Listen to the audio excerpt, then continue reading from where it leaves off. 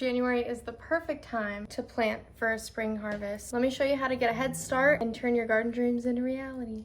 That sounds so dumb, but we're going with it. Starting seeds now, while it's still winter, is really important because some varieties and some fruits and vegetables have a longer growing period. For example, bell peppers. They are one of the longer grow periods out of any of the fruit, actually. Did you know it was a fruit? Yeah. Bell peppers, they take, depending on your region, depending on your climate, the ones that I planted last year took like 9 months to finally fruit. It was like 9 to 12 months. And so I planted them in like winter of last year, and I was finally starting to get some little peppers by last fall, which was our last growing season.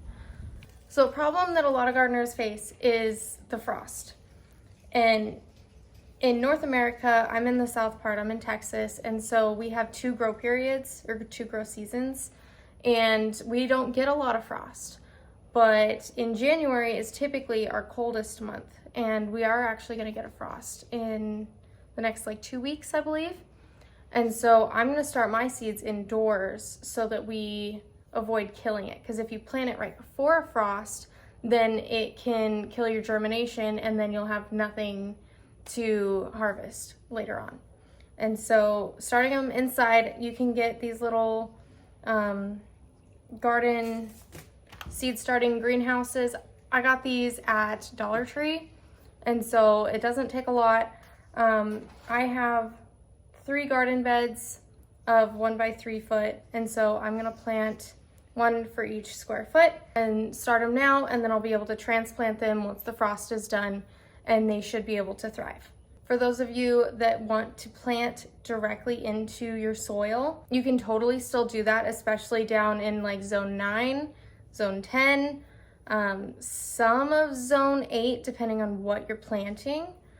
But you can do that, and if there's ever a frost, you can cover seedlings. There's specific types of covers that you can use, or if you have them in planters like I do, you can just drag them into the garage or into your shed. What to plant? So again, I'm in zone 9. There's a bunch of stuff that you can plant. A lot of greens are really good to plant right now. So lettuce, spinach, kale, collard greens, Swiss chard, things like that can all go just directly outside.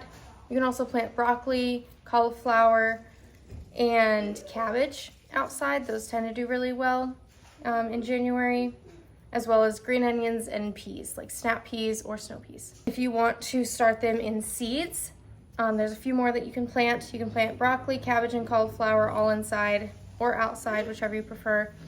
Brussels sprouts, lettuce you can also do inside if you want to start it inside and avoid the frost. Spinach and kale as well. The plants that are really good for transplanting, so starting inside and then moving them outside, would be like tomatoes and peppers. Another one would be eggplant. Now's a really good time to plant your herbs too.